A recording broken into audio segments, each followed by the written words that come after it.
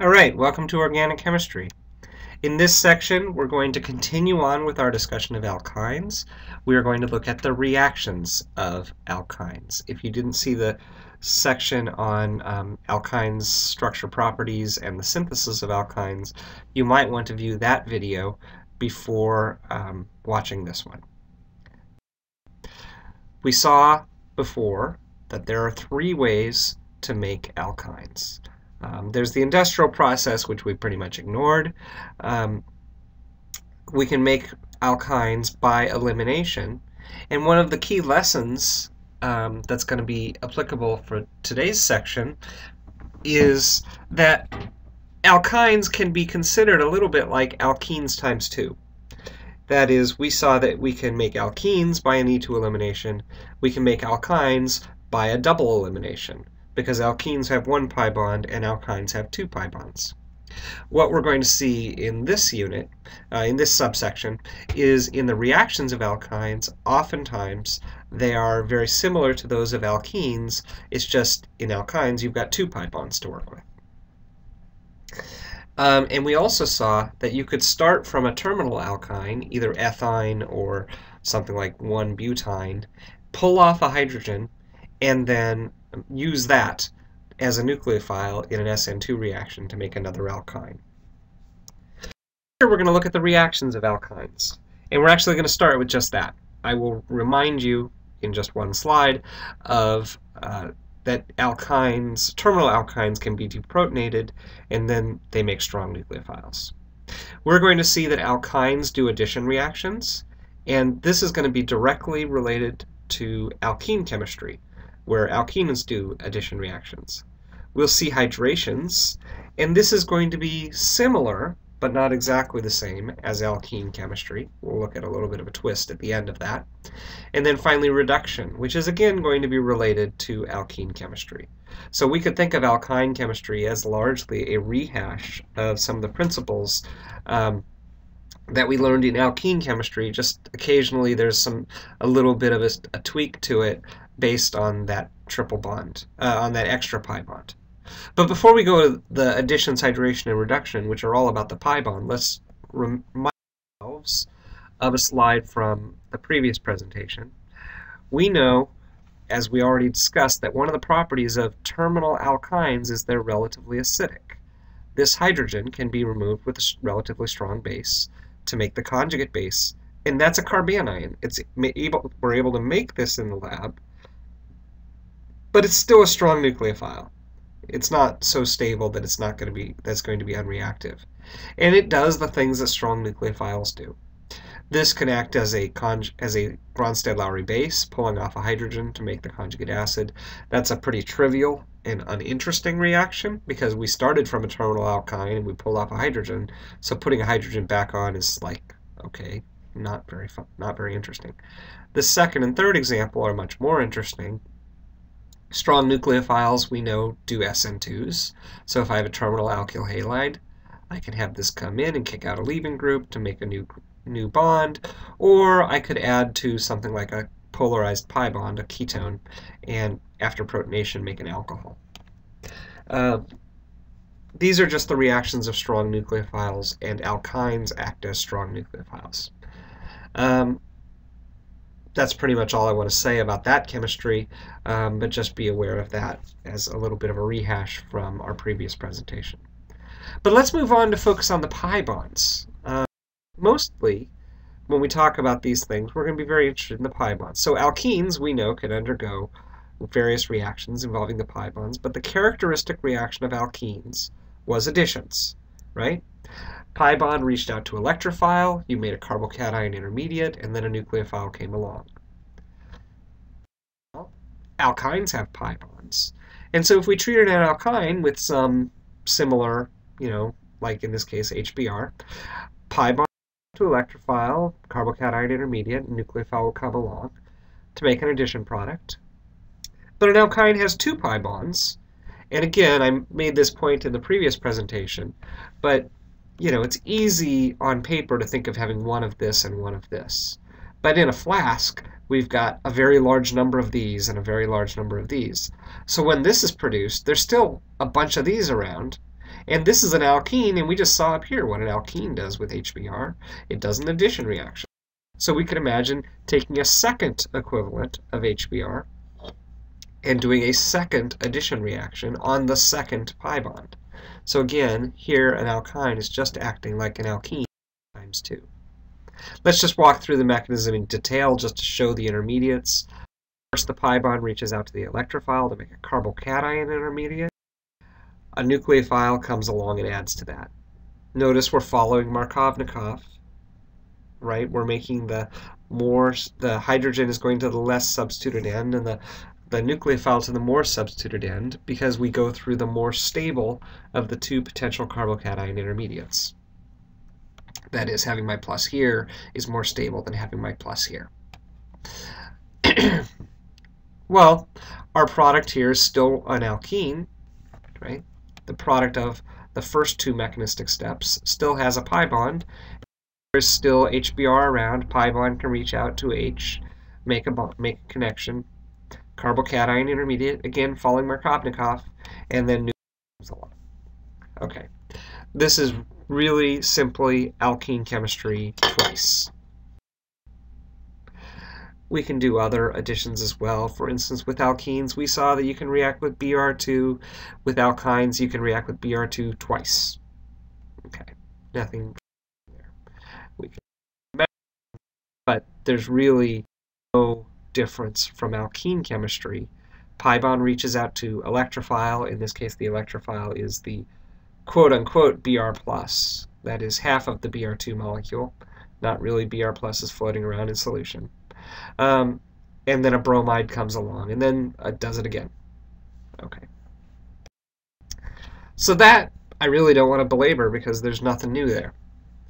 Now, if I recall, alkenes react with acid and water to make alcohols, right? You add H and OH. Now, if I take an alkyne and react with acid, water, and I really would have to heat this guy up, I don't quite get that. This looks a little bit different. Instead, in this case, I'm going to get a ketone. So I'm going from 1-butyne, if I treat it with acid, water, and I'd have to heat it up. I'm really going to make 2-butanone. That is, I got this CO double bond. So you might look at that and say, that doesn't seem, analogous to the alkene chemistry. But I want to show you that it is up until a point. We know, what do alkenes do with acid and water? Pi bond reaches out to the proton, carbocation intermediate. And the same thing happens here. Pi bond reaches out to a proton from acid, carbocation, nucleophile comes along. In this case, water is our nucleophile. And, oxygen starts out with two lone pairs and 2 bonds. So if we make a bond, now we've got an oxygen with a plus charge. So let's say another water, pulling off that hydrogen to make this intermediate, which has, well, we've gone from a triple bond down to a double bond. And I've got an OH. I've added H and OH at this point. Okay. Well, this has an alkene. What happens with alkenes and acid? Pi bond reaches out to H+ to make a carbocation intermediate. And then in the addition reactions, a nucleophile comes along. But if you look here, you'll see that this and this are actually pretty similar to each other. The only difference is, instead of having a nucleophile come along, if I pull off this hydrogen, I can make a pi bond. So let's say something like a water molecule pulls off that hydrogen.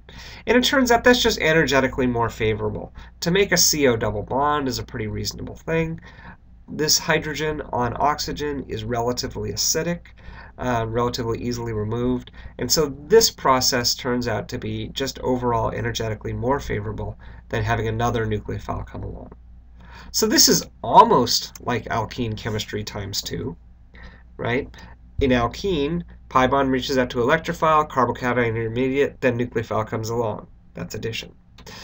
Pi bond here with a triple bond, pi bond reached out to electrophile, nucleophile, carbocation intermediate, nucleophile came along, pi bond reached out to electrophile, carbocation intermediate, but then there's a twist at the end. Instead of a nucleophile coming along and adding at this position, which just focusing from here to there, that would be, if a nucleophile came in, that would be a little like an SN1, right? That's the last step of an SN1 mechanism, carbocation intermediate, and a nucleophile comes along.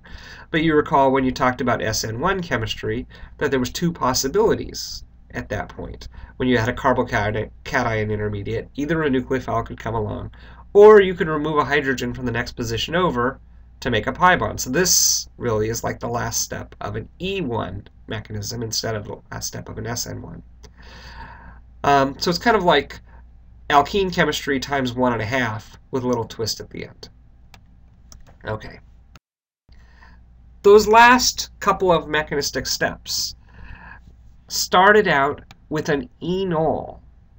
An enol is a group that has an alkene and an alcohol on the same position here. And we saw them going in a couple of mechanistic steps to something with a CO double bond. And it turns out that's actually an important enough little sub-mechanism that it's got its own name called the keto-enol tautomerism. Whenever you see an enol, it turns out to be in equilibrium with a keto form.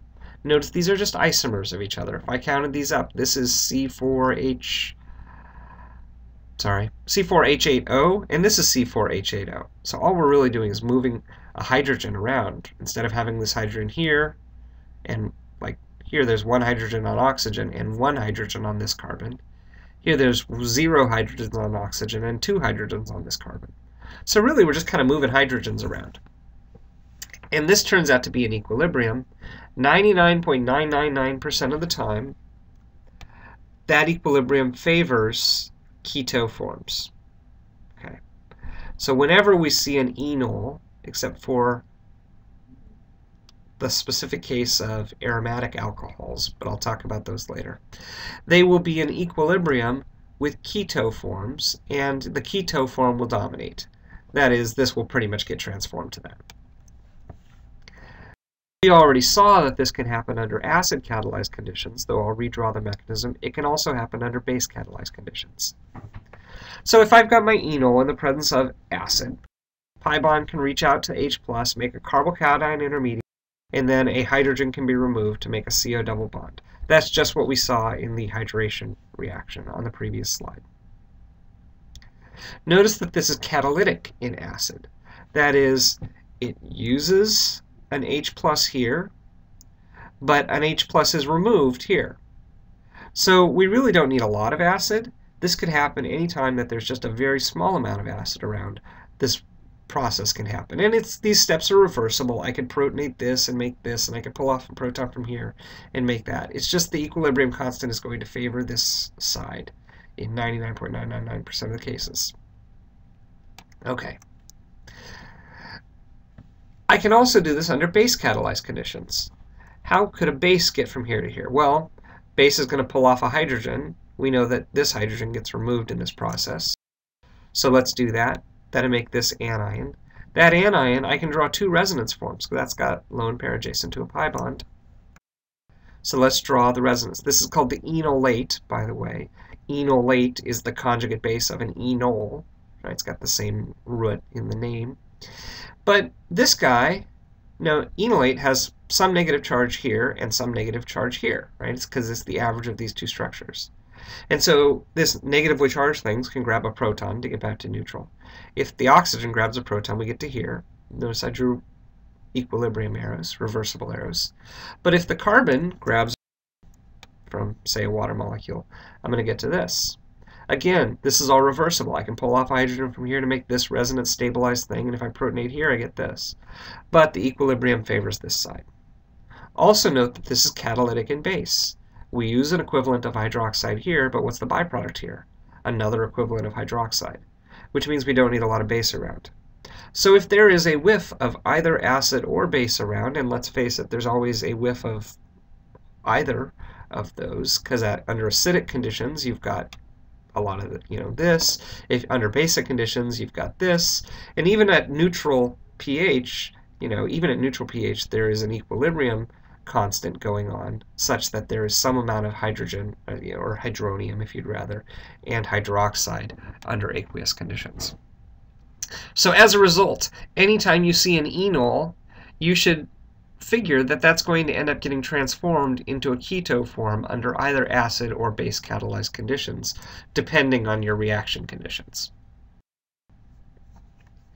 Now that particular reaction of treating an alkyne with acid and water isn't the best, because you have to heat it up, or you're heating stuff up under like acid conditions or base conditions. Other stuff that happen is you can make a polymer. I'm not going to go through this in detail. I'm just going to note it as an experimental detail that anytime you're heating stuff up, it can be problematic in the lab. There's a way around that. Instead of just using acid, water, and heat, if you used mercuric sulfate, mercurium sulfate, sulfuric acid, and water, you can get the same overall transformation, pretty much the same mechanism. It's just here our initial electrophile is a mercury 2+. So if our pi bond reaches out to mercury, cation intermediate, water comes along, we get this enol. Now, the enol can go to a keto form, but we got to get rid of that mercury. That's not in the product, and it turns out that can just happen with and then loss of mercury. So without belaboring that, ultimately that mercury gets replaced by hydrogen to, after ketoenol tautomerism, make the product. This should remind you of oxymercuration demercuration with alkenes, where mercury was initially the electrophile and water was the nucleophile, and then mercury eventually got replaced by hydrogen. There we had to use sodium borohydride to do so. We don't need that here, but still the net result is a Markovnikov hydration, right? The H goes to the less substituted position and the oxygen goes to the more substituted position with this ketoenol tautomerism at the back end. Okay. When we talked about alkene chemistry, we talked about adding H and OH in a Markovnikov fashion, but also an anti-Markovnikov fashion. That was hydroboration oxidation.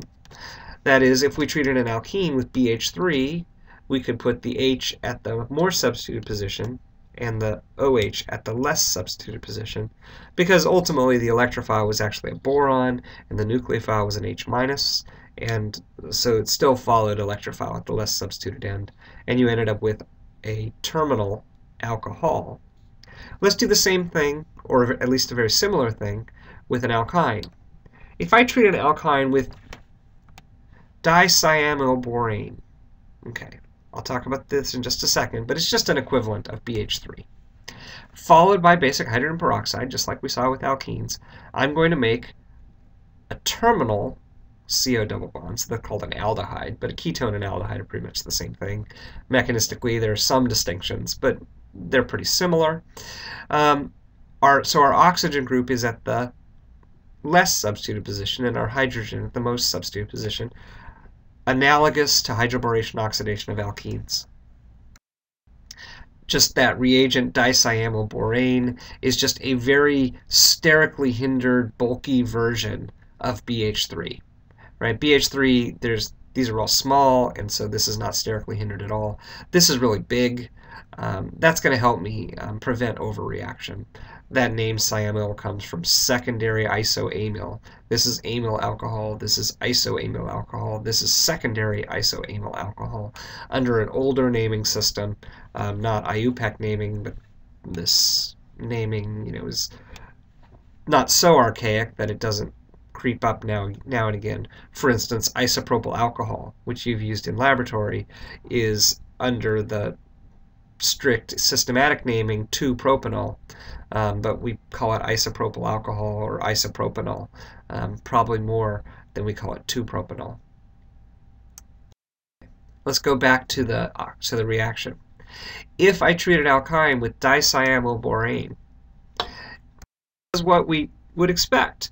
The pi bond reaches out to boron, and the hydrogen with its 2 electrons reaches back to carbon in a concerted process. This is completely analogous to what you saw with alkene chemistry. Now at this stage, this guy is really bulky, and that prevents another one of these from coming along.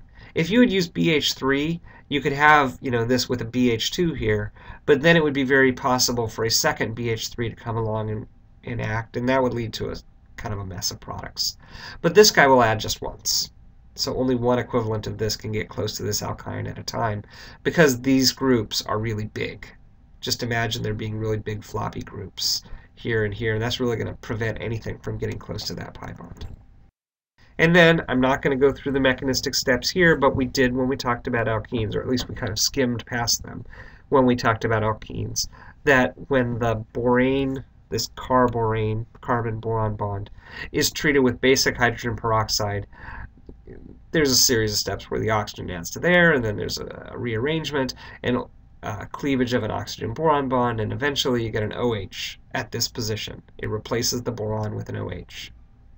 But here, this is an enol, right? And an enol is in equilibrium with a keto form under either acid or base catalyzed conditions. Here, this is part B, this is anionic, so that's base catalyzed conditions, right? Because this is, I probably should write hydrogen peroxide and sodium hydroxide, because that's what you would do in the lab. I tend to write just HOO- because that's the active ingredient, because when you put sodium hydroxide and H2O2 together, you get this. But this is under base catalyzed conditions, and so we can undergo keto-enol tautomerism. That is the equilibrium between this form and this form. Off a hydrogen, you make 8 resonance stabilized enolate with some amount of negative charge on oxygen and some amount of negative charge on carbon. It gets protonated, we make the product. So compare and contrast these reactions. It's very similar to what we saw with alkenes. With alkenes, we saw we could react acid and water, oxymercuration, demercuration, and hydroboration oxidation. And they all added H and OH across the alkene. The first two, the first two of those were Markovnikov, and the third was anti-Markovnikov, at least in the end result, or at least apparently anti-Markovnikov in the end result. We see the same thing here. It's just with the keto-enol tautomerism, instead of having an OH, we end up with a CO double bond here, and here, or here. This reaction is a little bit trickier in lab. Strong acid, water, and heat can add to other things as well. And so just from a very practical standpoint, it's better to use this reaction if you wanted to put a CO double bond on the internal position. And of course, this set of conditions is necessary if you want to put the CO double bond on the terminal position. If the CO double bond is internal, that's called a ketone, and this is called an aldehyde if you have a CO double bond at the end of the chain. But for our purposes right now, those are pretty much the same thing. It's just the location.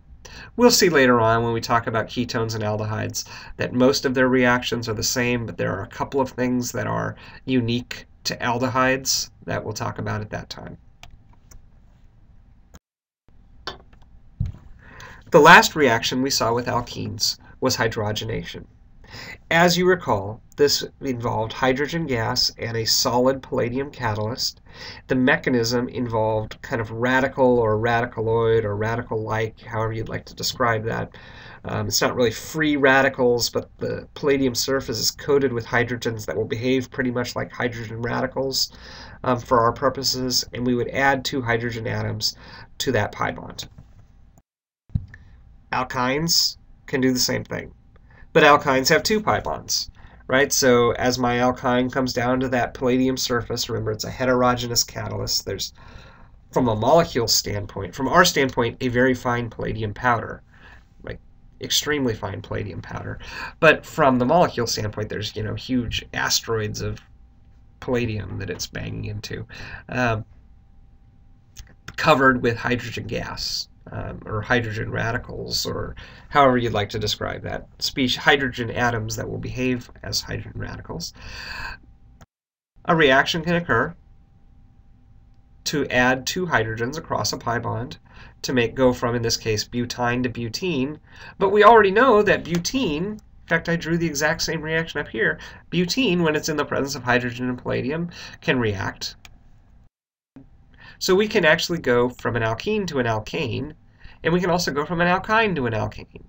This is just doing the same reaction as alkenes do twice. Now, it would actually be useful to us if we could stop halfway. But this reaction can't stop halfway, because hydrogen and palladium just reacts with pi bonds to add hydrogens across the pi bonds. And so as long as I got pi bonds, as long as I got carbon-carbon pi bonds, I'm going to keep adding hydrogen and palladium.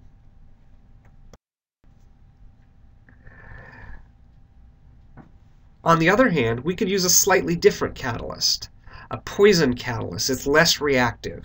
If I take my palladium and I treat it with calcium carbonate, lead acetate, and quinoline, okay, let's not worry about the details of this, because this is kind of generally just referred to as Lindlar's catalyst. It's not something you have to do on the spot. You can actually just get some Lindlar's catalyst. You can essentially stop halfway, because Lindlar's catalyst, the poison catalyst, is less reactive than just hydrogen and palladium, and it doesn't react with alkenes. It only reacts with alkynes. And so if I had an alkyne and I react with hydrogen and Lindlar's catalyst, it would add an equivalent of H2. But now this thing is not an alkyne. This thing is an alkene. And alkenes don't react with Lindlar's catalyst and H2. So I get no further reaction. I would go from an alkyne to an alkene. By the way, if I just started out with an alkene and I threw it in with Lindlar's catalyst and hydrogen, I'd get no reaction. So we can basically stop at the alkene. Recall from when we discussed the addition of hydrogen to alkenes, it was syn addition. And the same is true here. If we start with an alkyne and we do a syn addition of 2 hydrogens, remember this is linear, but if 2 hydrogens add from the same side, that's going to push these carbons both that way. And that's going to give us a Z alkene. And so this hydrogenation with a poison catalyst is a great way of specifically making Z alkenes, if that's what I wanted and not an E alkene. What if I did want an E alkene? I can't do that this way. That there's another reaction that does that. Now this reaction, I want to point out, is weird. So if you want to just ignore this part, I wouldn't blame you.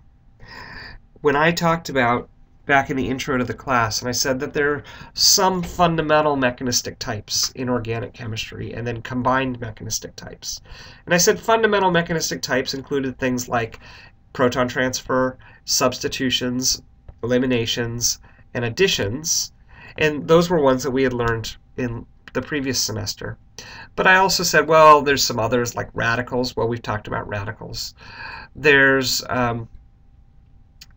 paracyclics. We've actually seen those out already, in that the cycloadditions that we referred to in the alkene chemistry are paracyclics, and we'll see more of those subsequently. Transition metal reactions, which we really won't see. Well, maybe I'll spend a little bit of time on those just for fun, because they're fun at the end. And then electron transfer. Okay. I said at that point you will only see 2 examples of electron transfer in organic chemistry, and, well, here's one of them. If I take an alkyne and I treat it with lithium metal, now notice this is lithium metal in liquid ammonia. So this is at a cold temperature to have liquid ammonia.